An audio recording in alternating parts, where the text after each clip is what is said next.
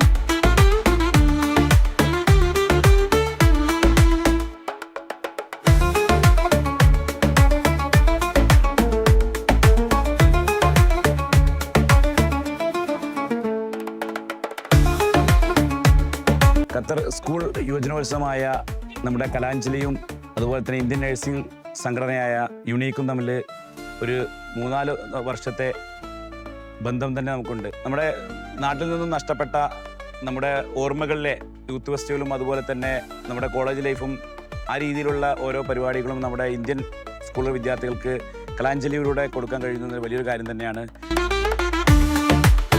നമസ്കാരം, എൻ്റെ പേര് ഡോക്ടർ സലിമ സൂസൻ. ഇവിടെ നമ്മുടെ ഖത്താറിലെ കേരള കലോത്സവം നടക്കുന്നത് പോലെയാണ് ഖത്തറിലെ കലോത്സവം. നാട്യാഞ്ജലി പ്രോഗ്രാമിന് എൻ്റെ ആശംസകൾ നേർന്നുകൊള്ളുന്നു.